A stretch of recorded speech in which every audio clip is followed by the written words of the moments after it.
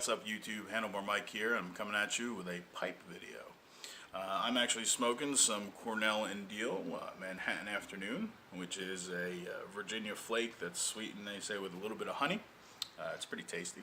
Just opened this tin. This tin I think is from 2012, I think it was. Just opened it a couple days ago and started having some of it. I'm actually smoking it out of a little vintage K Woody. Love this little pipe for flakes and short smokes. It comes in real handy. If you're not familiar with K Woodies, it's an American brand, been around for a very long time, 30s and whatnot. I guess considered nowadays a drugstore pipe, but they've made some beautiful pipes over the years and whatnot. American history, I guess, of pipe smoking and pipe making could not be complete without a little lecture about K Woody. This video is really just going to be an introduction. This is my first video for the YouTube pipe community. Why do I want to join the YouTube pipe community? Well, I really don't have anybody to smoke with. None of my friends are into pipe smoking or anything. I enjoy the YouTube pipe community. I've got a lot of knowledge over the years from it, a lot of entertainment from it as well, and just thought I'd be able to pop a video on here and become part of the community and have some people to smoke with and get to know and develop some relationships with.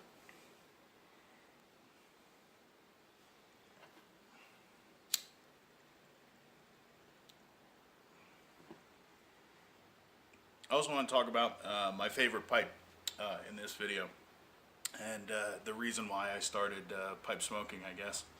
But my favorite pipe is this one right here. It is another K Woody,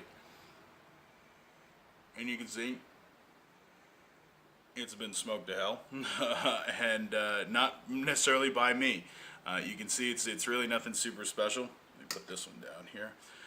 It does have a what they call a Cumberland stem on it, so it's like a wood grain pattern stem. And K Woody no longer makes these. I have a little softy bit on here, and the reason why is if I take that off, you can see that it's actually been chewed through. And why is this my favorite pipe? You might be asking. This was my grandfather's pipe, and the few fond memories I have that I can recall, not saying just fond memories, but the few memories I can recall of my grandfather include him smoking this pipe. And he always smoked Middleton's Cherry Blend, and that's the only thing I will actually smoke out of this. It's not my favorite thing in the world, but to pay homage to him, occasionally I will have a bowl of it in this to think about him. Now I did contact K Woody to see if I can get a replacement stem for this. They no longer make that wood grain stem, so they could do a black one for me. If you guys are not familiar, K Woodies are system pipes, if you want to call them that. They have what they call the metal stingers in them, and filters, kind of like a filter, I guess you can say. There's no filter that goes in it, but I guess the metal collects tar and whatnot on it. So you can see when it screws in, it's actually a little bit canted as well. It doesn't sit flush with the bowl anymore from all the years of tightening and whatnot. But I decided not to go with a new stem for it. I like it the way it is. Put the little softy bit on it to kind of close off that mouthpiece and allow me to smoke it. And like I said, I don't do it that often, but when I do, it's always Cherry Blend, which is what I remember my grandfather smoking. And he might have smoked different things as a younger individual.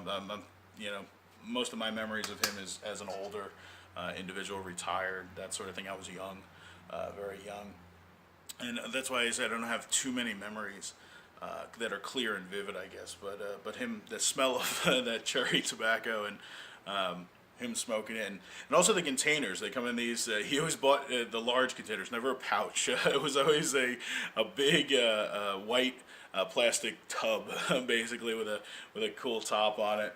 And they were all over my grandparents' house, repurposed. Other things filled in with them and stuff like that after they were empty. And he always carried a little fold-over tobacco pouch with his tobacco in it. But some of the things I remember about that, it's definitely those white containers. I can picture them in the pantry and whatnot on the top shelf, and who knows what was in them. But they were all repurposed throughout the house and the garage and that sort of thing. Some of the other things I remember about my grandfather was his lawn.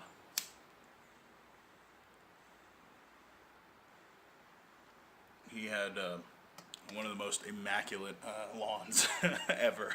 Now, you weren't allowed to go on it as a child. You could only just look at the sea of green that was there, and it was beautiful. And I'd remember him slowly walking, pacing back and forth through it, bending over, occasionally picking out the the occasional weed.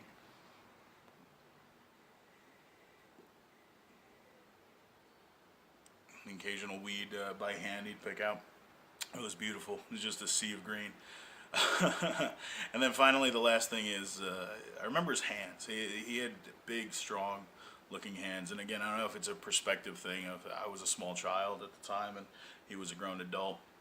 But I remember seeing, sitting at the table with him and looking at his hands, and they were big, strong looking hands.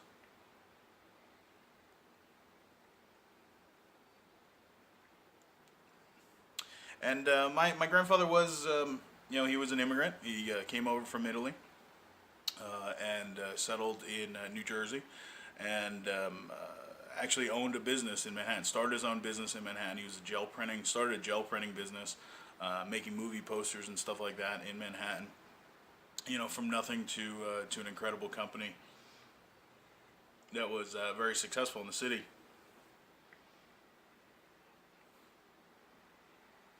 But he was definitely what I would consider an archetype male figure, manly man, that sort of thing. Blue collar for the most part. Enjoyed spending time with his family and that sort of thing, but also enjoyed a good day's hard work, from what I understand as well.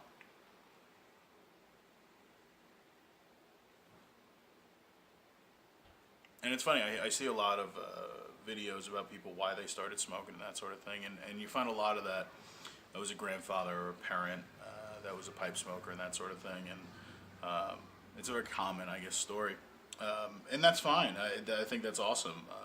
It's brought me many years of joy, and if that's what it takes for us to continue passing down the legacy of pipe smoking is fond memories of relatives and parents and whatnot, there's nothing wrong with that. And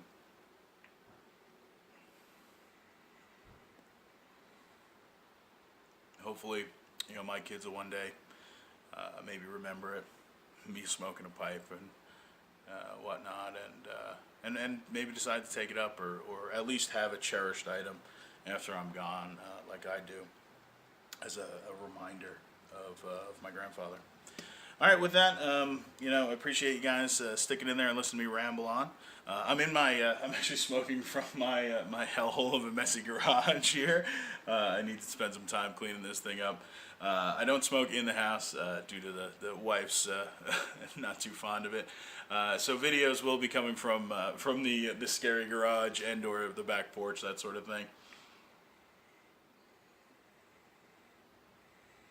And I look forward to getting to know you guys and gals. I'm an equal opportunity piper. I think it's great that there are women on YouTube that are pipe smokers, and in general that are pipe smokers. I think that's awesome.